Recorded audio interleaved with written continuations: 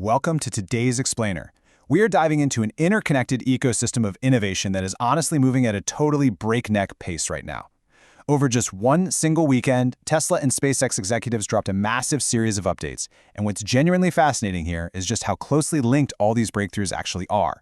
We aren't looking at isolated products anymore. We are talking about a unified engine of progress where AI, rocketry, and physical manufacturing are all feeding directly into one another.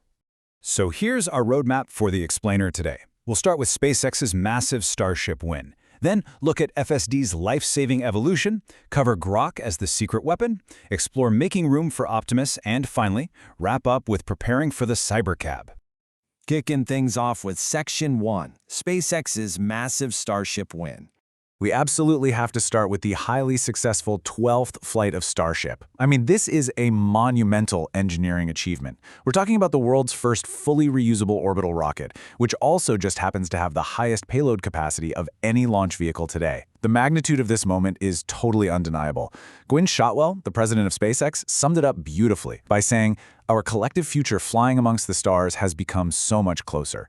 It is just incredibly powerful to hear that kind of tone directly from the executives who are actively building the hardware. And the sheer visceral physics of getting this massive rocket back to Earth safely are genuinely mind-blowing. The flight hit these incredible action-packed milestones. We saw pristine hot staging separation, which was followed by an unbelievable maneuver where the rocket essentially performs a skydiver full belly flop descent, literally using its flaps like arms to control its path through the air. Then, right at the absolute crucial moment, the landing burn starts up, leading into a flawless two-engine flip. It is just a stunning display of hardware mastery. But if we zoom out from the physics for a second, the executives and analysts also highlighted the broader context surrounding this launch. The source material heavily emphasized American nationalism and national pride as a major driving force here.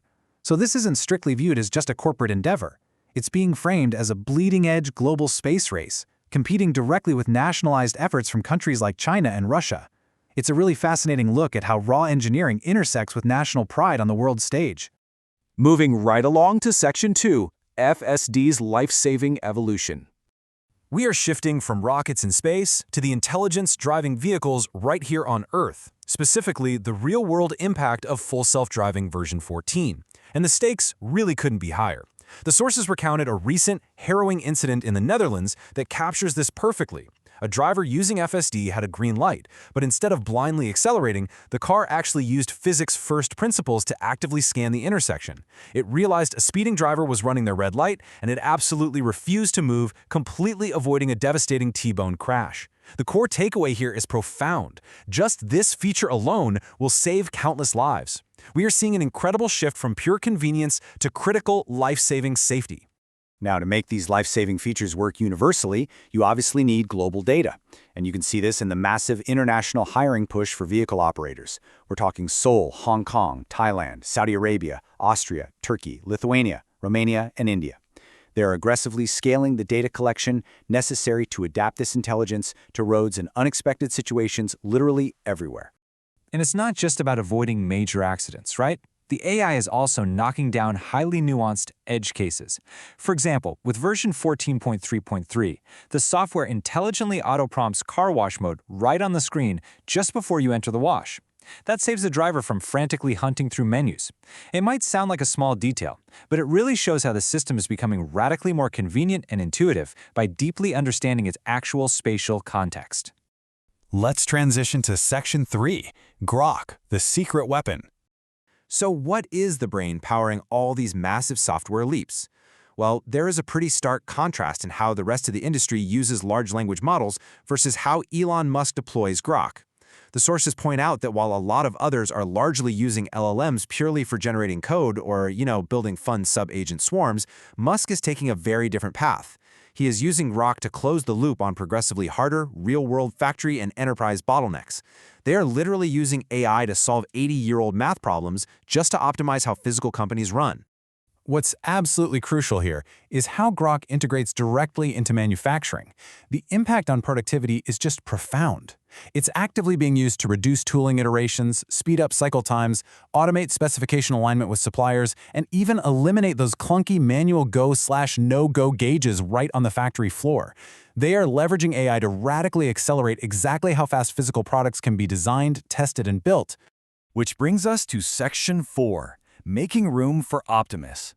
This is the physical manifestation of all this AI intelligence finally hitting the real world. But there's a major strategic trade-off happening right now to make humanoid robotics a reality. Tesla executive Lars Moravy actually revealed why they discontinued the Model S and X updates. Facing increasingly strict crash testing overhaul costs for older platforms, they had to make a choice. Moravy summed up the dilemma, saying, "We were talking about Optimus, and where do we put Optimus? We need a pilot factory." So rather than spending hundreds of millions to patch up old vehicle platforms, they reallocated that capital directly to fund the Optimus pilot line. And now we actually have eyes on that newly spotted Fremont pilot factory. Sources have identified individual manufacturing cells, some of them totally enclosed in glass for automated steps, functioning as a high-volume pilot line. But the absolute most important detail here, it is co-located right with the Bay Area engineers. So they aren't flying 13 hours across the globe to check on things. The hardware and software engineers can literally walk right down to the line, watch the robot being built in real time, and rapidly iterate. This setup drastically accelerates their whole development flow. Finally, let's transition to Section 5, Preparing for the Cybercab. This is the final piece of the ecosystem puzzle. To deploy a fully autonomous fleet, you need massive physical infrastructure. So we really need to understand this dense engineering concept, the holistic reliability model. Basically, this is a predictive framework that calculates part wear and tear, so they can proactively size maintenance facilities, manage replacement inventory, and set repair schedules.